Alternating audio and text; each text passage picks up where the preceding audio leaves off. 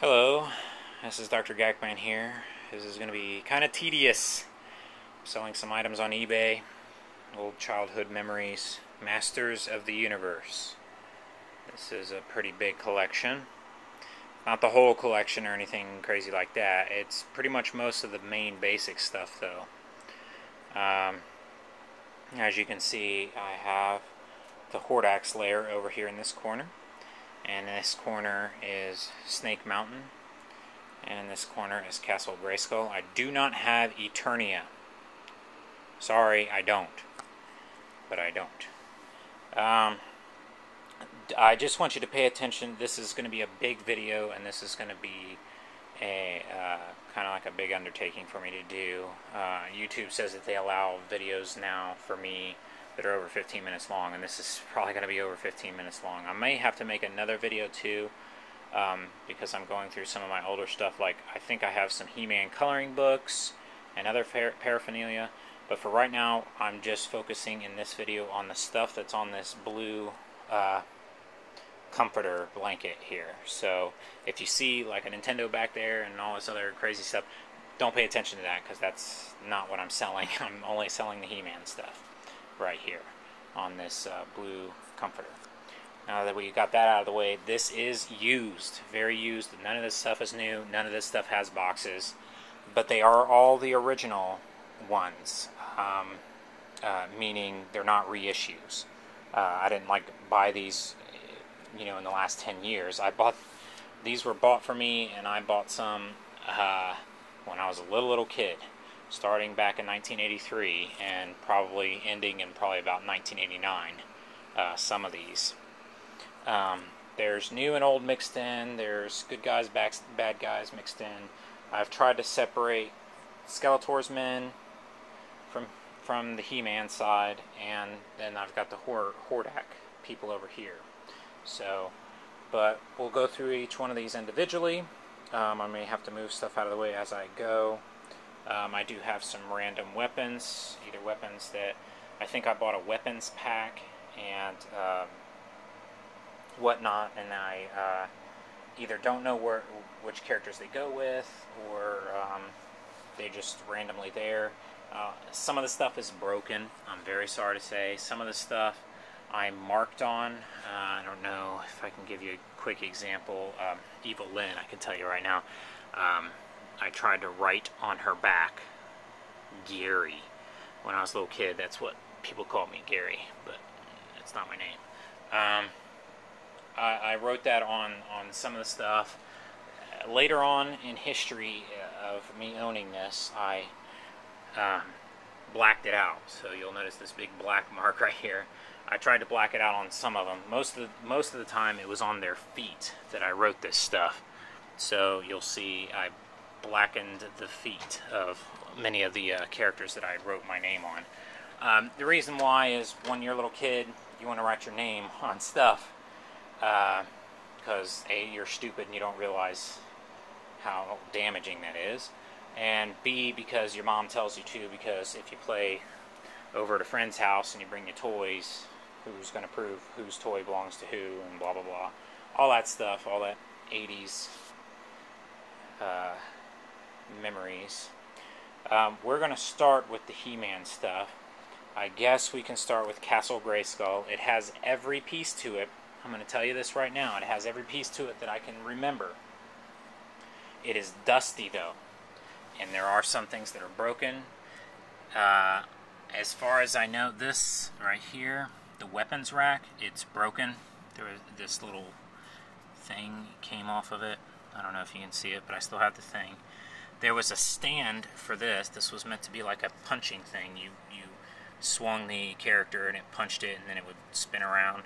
The thing that it's standing on is not here, because it was broken to a million pieces when I was a kid, I think. It looks like there was an extra weapon here. Maybe that's missing. I don't know. See where there's a space here and where that broken piece was. But it comes with all the basic weapons. They're all this gray cream color. Some of these came with characters like the shield and swords and stuff. This was the sword key. You would take this, let me take this now, and you would open Castle Grayskull with it. I don't know why they didn't make it to where the you would think that the Power of Grayskull sword would be the thing that would open the door, but this is actually the key to the drawbridge, or as I called it as a kid, jawbridge, because it was the skull's face. You see it there? Can't really see the video to see if I'm doing it right, but and from the inside you could pop the drawbridge down and see it locks with this, and the lock is not broken. See the thing coming out? Well, maybe you can't. There we go. So Castle Grayskull is pretty much, besides the dust and besides the black mark right there, and besides some of the things that are broken on it, it's pretty much like it was. I have to say, I lived in a pet-free, smoke-free homes, I should say, because I've had moved several times since I own this stuff. So, but again, it's dusty. I had stored them in these bins over here, these roughneck Rubbermaid bins, and then inside these boxes as I'm planning to sell them on eBay. So I'll show you more about that later, maybe in a separate video, because I'll have to show you how I packed it so that you would know it's pretty secure and pretty nice. It even has the little cardboard cutouts with the little things. It even has the ladder. And this still works. I know that seems kind of cheesy and generic, but you have to have that down in order to close it when you close up Castle Grayskull and store it. It has a little handle that you put your hand through here. There is a flag. I can't remember what happened to the flag.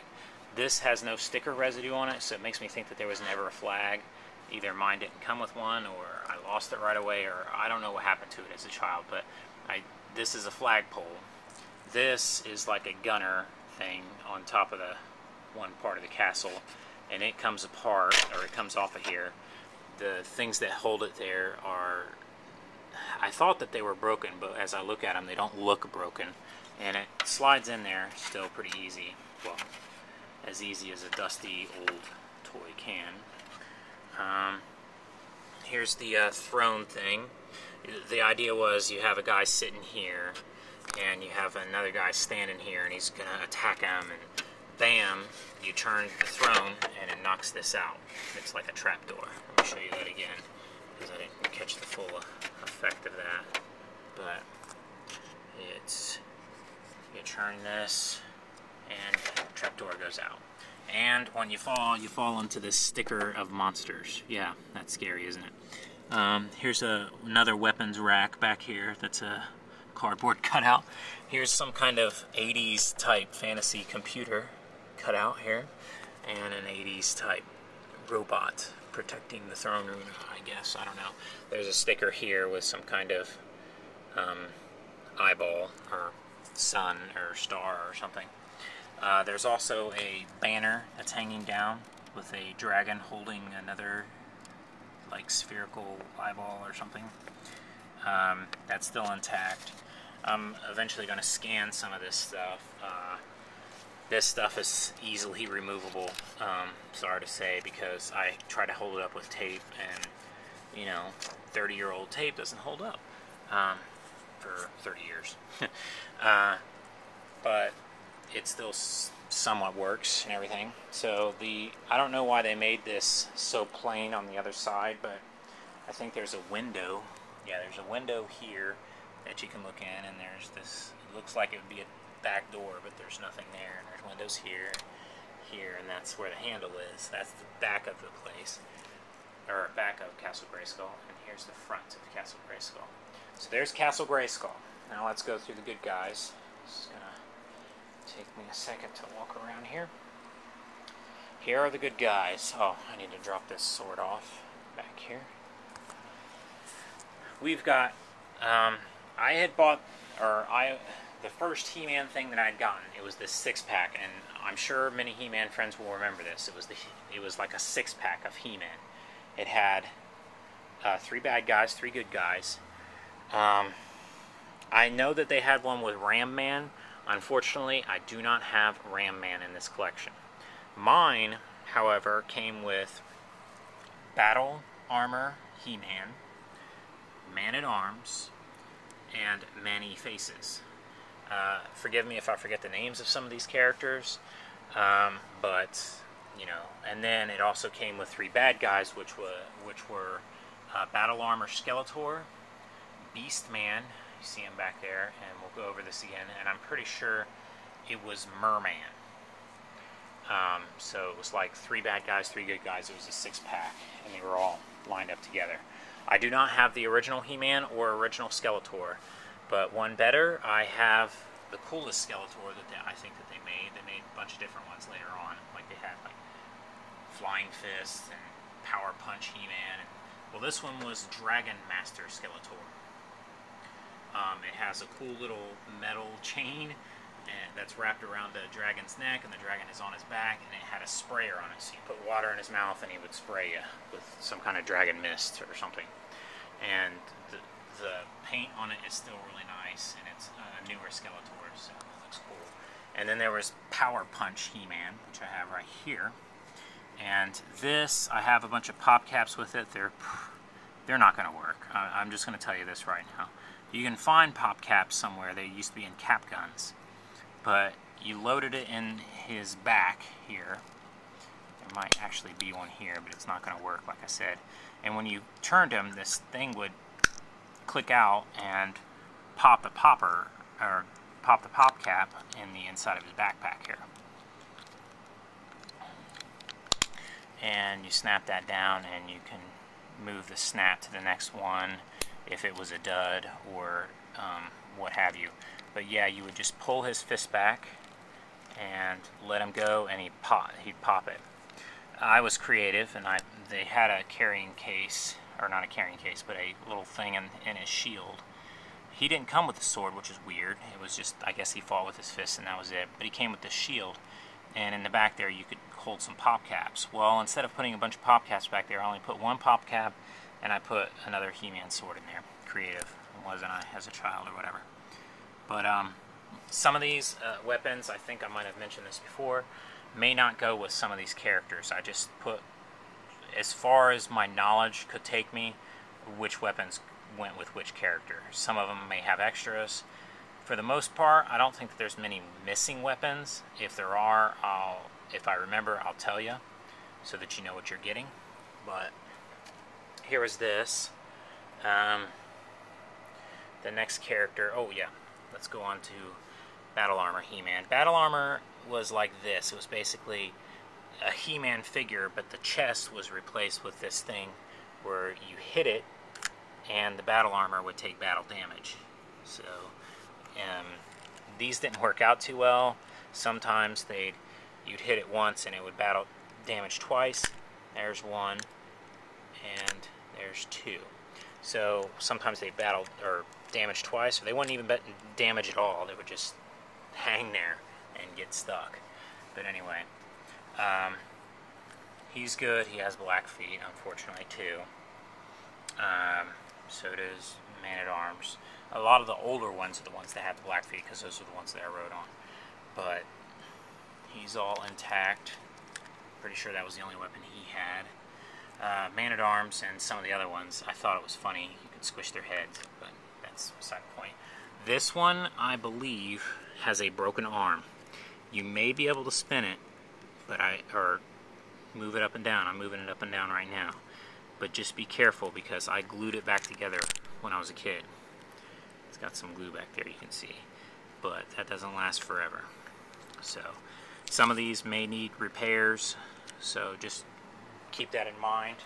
They'll definitely need to be cleaned, probably. You could probably clean off the black magic marker that I put on there to write their names on and stuff. So all of them had what you would call like spring action. Let me pull this far away so you can see.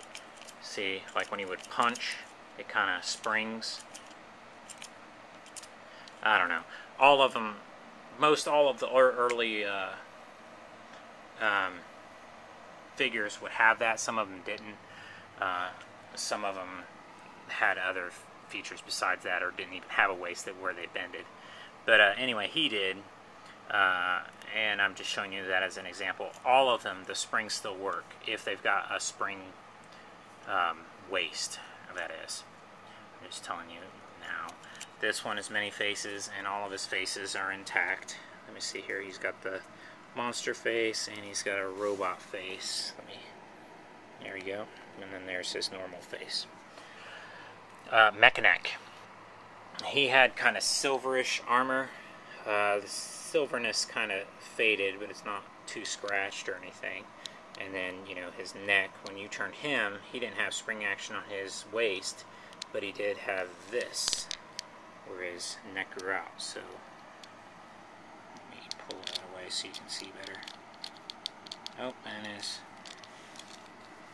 bat came out of his hand. The bat is a little bent. It's not broken, but it's bent, so it kind of has a hard time staying in his hand. Some of this stuff, when it was in storage, it was out of place when I would move, and the problem with that, of course, is plastic, especially rubbery plastic that's kind of bendable, bends into a certain position and then doesn't bend back to the way it's supposed to go. So then I have Orko up here, and he still does work. You just have to remember that, let me see if I can get something to sit him up on so you can see that he still works. You just have to remember that when you rip the cord, I'm going to have to lay this down here. When you rip the cord and you put it back in, you have to put it in from his right side, right here, to the left. If you try to put it in backwards, it gets bent, and you don't want to do that, because eventually the cord will just either break or get stuck in there and not work. But Orko's hat comes off. His ears get scratched when you do that, though, so I'm not going to do that. You want to lay his hands out so that when you put the cord in, it's easier, but you can move his hands up and down. Let me spin him so that you can see that he still moves around on his own after you spin the zip cord. But let's see, that's Orko. And put his cord back in. And put him back in place and go on to the next figure, which is, I want to say his name was Zodiac, the Zodiac, but I could be wrong. It could be just Zodak. I can't remember his name exactly. But he was an odd character. He was on the cartoon show a couple times, and that was kind of odd. He's got a squeezy head, too. This one was a newer one that I bought, so he didn't have black mark on his feet. So that's good. Not newer as in I bought him recently, but newer as in I didn't play with him much because I bought him later on when I was collecting the stuff. Here's the Sorceress's bird. The Sorceress would turn into a bird when she would fly around Castlegate in Grayskull. But that's beside the point. This one I bought much later, but it wasn't a reissue or anything like that. It's an original one. You have to be careful when you put the wings on. I would say just don't even take the wings off. This is another example of the rubbery stuff. See how the one wing is lower than the other and been out of shape? You try when you store these, you want to try to make sure that the wings are down like this, so that they somewhat don't bend so much. That's what I try to do when I put them down, and they're okay. This one I bought later. Somebody else had broken this, and my bad guy bird, which I can't remember what they called this one, like Nightwing or something crazy like that. The foot broke off of this one. That one, the foot isn't broken off of it, but it has a hollow thing there, so the claw, as you can see when you press this, the plastic separates there and the foot breaks off eventually. The foot hasn't broken off of that one, but this is wing flapping action, whatever. I do not have the Sorceress. Some glaring omissions that I'm going to tell you. I don't have the Sorceress. I don't have. I think they blur out King Randor, Prince Adam, Faker, Ram Man, and they have the Queen too. I don't have any of those figures. I'm very sorry to say. All of the other original basic figures though I do have. I can tell you that. Next row. This was a later figure that they brought out. I bought him and the elephant guy he had a sprayer that came out of his nose. It was an elephant guy. I just said that, but I'm getting kind of goofy here. But this was, I think his name was Rio Blast. He was like a cowboy sheriff type dude out in the Old West. I guess they were trying to appeal to other types of, nearer towards the end of Masters of the Universe toys, they got creative, let's just say. But this guy has a gun in both hands, and in the packs of his femurs there, they come out in his knees. Then his chest opens up and has a gun in it, and he has this big backpack with a bunch of guns on it too. So watch out, he'll blast you. But he's all intact, he's all clean, no marks on him. He's like Zodiac, where there's not many marks on him. He's almost like new. Buzz Off is next. I can tell you right now, his hat does not fit very well. You'll be playing with him and his hat will just come off real easy. So, also his wings, completely intact, except when I was a kid on Wyoming Street, we had registers, and I accidentally laid him on there and it melted part of the wing. It didn't melt it off, it just melted it into where it was. So just be aware of that. That's a little melted. He's got some marks on him, but he's still somewhat intact. We have Tila, got her shield and her scepter, this Cobra scepter, and her spring action on hers works for her punching too. And she's got some marks on her, like you see this thing on the back of her thigh there, but for the most part she's pretty clean and not too dusty or crusty or whatever. This was a later character too that they brought out. Now his evil counterpart was a I don't know who Rio Blast's evil counterpart was. See, when they brought out the figures, they would have like a bad guy and a good guy. And the evil counterpart for him was this guy, I think his name was Dragster. He had a wheel on his stomach, and you pulled the ripcord and he would like zip across the room when you laid him on his stomach. This guy, though, I did get him. He was like a knight, and his name is Extendor. And let me put the camera down for just a moment, and I'll extend him. You could extend his arms, his legs, his head, so he's kind of like Mechaneck, only you didn't turn the waist to make his head go up. You just pull his head up. And from the comic that I remember reading, he had a temper on him, but he extended himself, and he was not stronger than He-Man or anything like that, but and even his weapon that he came with, which was just a shield, even it extended. So here it is, and it still works. There's little tabs that you pull on to open this stuff up. It's hard to do left-handed with one hand here, but I'm doing it for you so that you can see that it's not broken or anything. Kind of a cheap, tawdry gimmick to sell a figure or whatever, but that's what they did back then in the 80s. And we gobbled that shit up. Sorry, I will probably cuss throughout this, but not too much. Anyway, next guy in the row. This was one guy that I liked when they had the... I don't remember him being in the cartoon, Roboto, but, you know, they had the, you know, not that I was a huge fan of Styx or whatever, but they had that song, Roboto, and I thought that was kind of cool. So he was Roboto, I guess, but not really. He had nothing, this had nothing to do with Styx. But with Mattel, sometimes they would do toys that just, like even the Barbie dolls, sometimes they would just, whatever was popular at the time, they would just run with it. So, Roboto was kind of a, I think it was a kind of a cool song then. And I remember the commercial for this, they had this kid and he was like he was a robot, you know, talking like a robot. But I used to, when I was a kid, I'd talk through a fan, and that would really make me sound like a robot. I'd be like, you know, whatever. I know that's nerdy, but I've got his axe and his gun. See, his arm, he's got a claw right there, but his arm could pop off, and it's not broken.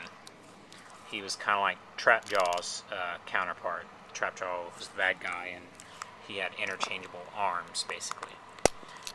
He's another one that doesn't have the Power Punch waist, because instead of the Power Punch twisting action, he actually, you just twisted him, and the cogs inside of his body, let me see if you can see it, would turn when you twisted his waist. And in the comic book of him, he had a heart, but I don't see the heart in there now. It's kind of crazy. And his mouth opens up when you do that too. So, or mouth trap visor or whatever. It's kind of like Trapjaw too. He had a mouth that opened, but you had to do it with your finger. This guy, you could do it with your finger or by turning his waist. So, not a good example there, but bam, there we go. Alright, so we got all of that part. He's got black feet, and the marks on him aren't so bad. Extender, I meant to say this before, he's kind of got green on his arm. I don't know if that was from, I think I had his shield on that arm, and it made it green or whatever later on. Some of these will be discolored, but not very many of them. And as I go, I'll show you, and you'll see, oh, that's not too bad. Okay, and here's probably, I'm coming to the 27-minute mark here in this video, so I'm probably going to stop it at a half an hour because I don't want to choke my internet or my YouTube or whatever, just in case. So I'm just going to try to finish up with the good guys here. Here's, I think his name was Strato or Stratus or Strator or something like that, but he was basically a stratosphere type flying character. He didn't have like big wings like on the back like Buzz-Off did, but he's got these like winged arms, and he can fly around. He has a jetpack too. I don't know why a bird would need a jetpack, but whatever. He's like a bird man. And he had a blue axe and a blue sword, or maybe he didn't, and I just put it in there because they were blue, and I thought that they looked cool with his character. But there you go. He's not marked up very much. He's a little sticky though. I don't understand. Sometimes rubber will sweat or whatever and get sticky. He's not too marked up though, and he's got black feet, but not too bad. Here's Fisto. Now Fisto and Jitsu were like punching characters, so they're not only would their waist have spring action, but their arms had spring action.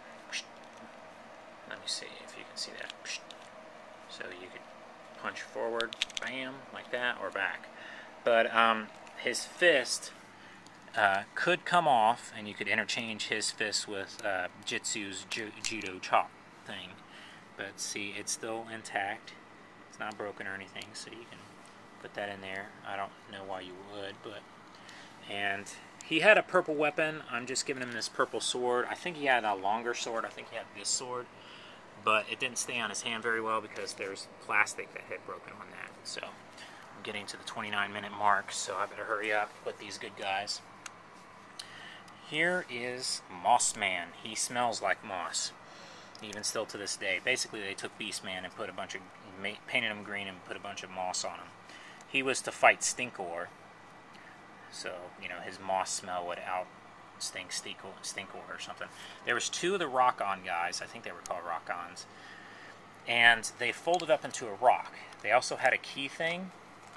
I think there was 2 or 3 of these characters. I only have one now, but I remember having 2 or 3 of them when I was younger, and one of them, the head broke off. I don't know if my mom threw it out or something like that when she saw the head was broken off of it, and whatever, but there was a key that went in here. That's missing, and the other guy's missing, so we'll not talk about the other guy, but the other guy was like gray. This guy's like a blue rock color. And I'll finish with him real quick. The 29-minute mark. He's got a mark on his back. It said Gary, but I pretty much scratched most of that off. You can probably scratch most of those black marks off. But you had this spinner thing with him. He had kind of like a He-Man face, and he had a halo that could come off, although I don't want to break him, so I won't take that off. He has a shield, and he had this like lenticular chest here. So, and it has, I've seen people have this toy before, and it would, the lenticular thing was off. People peel the sticker off or whatever. But yeah, I forgot what his name was. It was like Cyclo or Cyclone or something like that. But if I could get his arms to move up, his pansy-looking arms that flail, and then spin this. That's what he did when he spun it.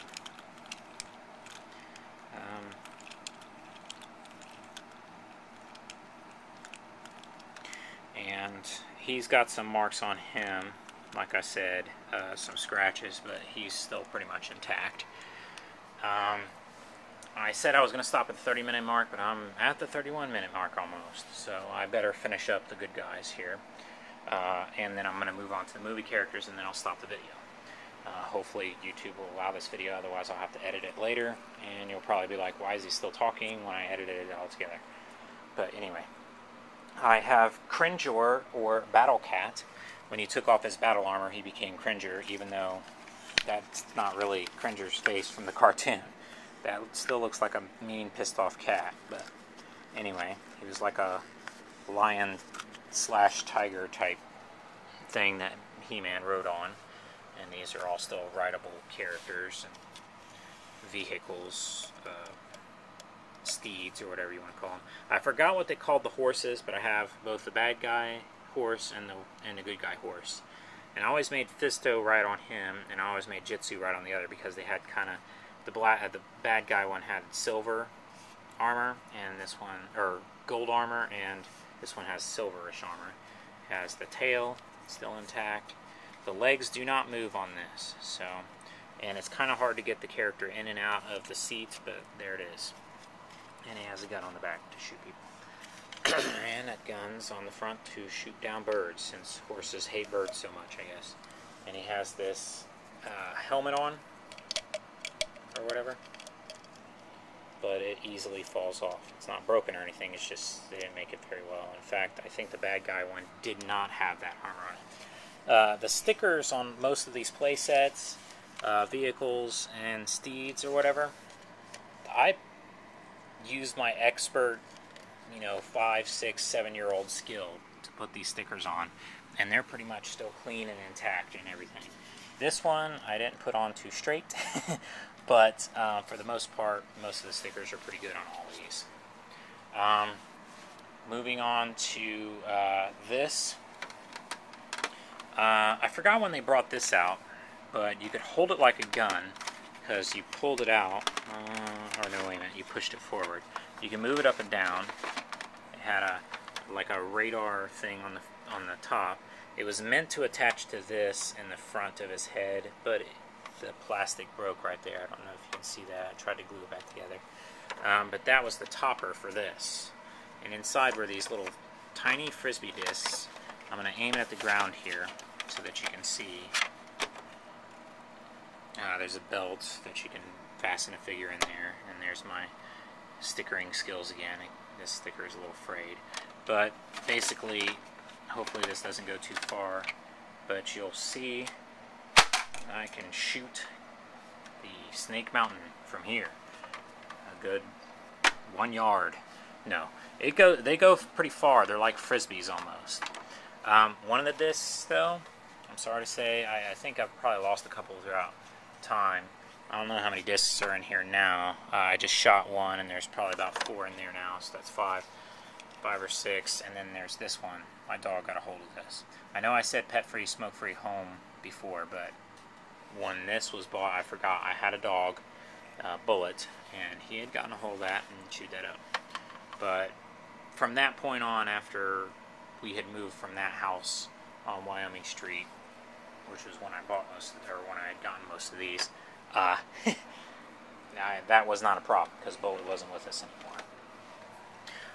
Another plastic belt on this one. This is the Dragon Walker. I remember the commercial for this. This what it would do was it would be on this track, and it would go like this, and then when it got to the end of the track, it would make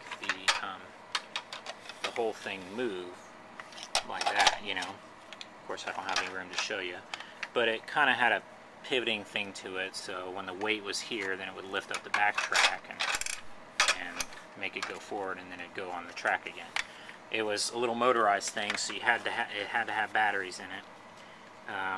This feels pretty heavy, like I said, there's still batteries in it. I really hope there isn't, because they'd probably be rotten, acidic, and I'll probably burn my hand off doing this. But let me put this down just for a moment, and I'll see if I can get this open. Yeah, I got it open. No, it's just heavy because it's an old toy, and they made toys like that so that, you know, you could kill other kids with them. I don't know. But I'm just being facetious there. But I think this took 2 C batteries, if they even sell those anymore. I'm sure it probably still works. The leads look pretty clean. I do have, can't remember what other toys might have battery operated. The only other thing that I think that's battery operated would be Snake Mountain, and we'll get to that later. I'll explain that later in the next video, because there's something to explain about that. But here's the stickers on that. It's like an H, or I don't know if it's meant to be an M. I don't know. Masters of the Universe, He-Man, I don't know. But I'm sure maybe that would still work. Here's the switch that you would turn it on with. It was Dragon Walker. And oh yeah, I was going to talk about the movie characters too. When the movie came out with Dolph Lundgren, which was fucking awesome, they had 3 characters in the movie. I thought the coolest one was this guy. I think his name was Sauron or something like that. Not to be confused with the Marvel Comics pterodactyl mutant guy. But this guy, he had a thing on his back, and it made sparks come out of his mouth. I occasionally, after doing this really hard, really fast, you can still see some sparks. They used to come out to like all the way out to frickin' here, but like a giant lighter or something like that. But I think the whatever powder that they had in there is all worn out. The head, I dropped them once, and I think I did, and the little skull cap broke off, but I think I got it glued back on there pretty good, and you probably wouldn't even notice until later if you drop it yourself, but I hope you're not going to drop it when you buy this stuff. This is Blade. It was funny, in the movie he got killed right away, which I thought sucked. I was like, man, that's the toy that I liked. But here's Blade. He came with 2 blades. Yep, here they are. Here's the second one. One goes in his back, but this blade is a little bent because, like I said, plastic bends, you know, or whatever. This one's a little bent to the side, but not as bad. And it was like a new invention or something, even though most of all the other figures had it. But I remember the commercial for the toy or whatever, they're showing him whipping around with a sword, and like, oh my god, he's crazy because he's got a spring in his waist. And he's got I don't know why they made these generic characters for the movie, but they did. They could have just used Beastman or any of the other characters that were already classic or whatever. But anyway, then they had the Cosmic Key, which, you know, spun and brought He-Man and Skeletor to Earth, you know, because Eternia sucks and Earth rules. I don't know why they did that in movies back then. Everything revolved around Earth. But even though they had nothing, you know, if there was aliens out there, they wouldn't make it out here anyway, or whatever. I don't want to get into that. But let's just say that I thought that was kind of a crazy idea in a lot of 80s movies, but it seemed to be very persistent that Earth was everybody's goal or something. Yet Earthlings were so weak. Anyway, here's Gwildor. He doesn't have a waist to speak of. He's just a little guy. And he was the Cosmic Key maker. And he has these little feet that move. I thought that was odd. They didn't go up or down. They just went from side to side. So I guess he's just a dancing hobbit fool or whatever. Anyway, so there was most of the good guys' playsets and all the good guys in Castle Grayskull. Stay tuned for the next video. I know these are long and very descriptive or whatever. I'm sorry if that's annoying to you, but I want to be very thorough because I want to make sure that this goes to a really compassionate collector like myself. and I'm selling my childhood here, so I'm at the 40-minute mark, so I better shut up. Watch the next video for the bad guys, and leading on to Hordak and some other things, and the dinosaurs. Yes, I have some of the dinosaur figures, if not all, and Snake Mountain. So stay tuned.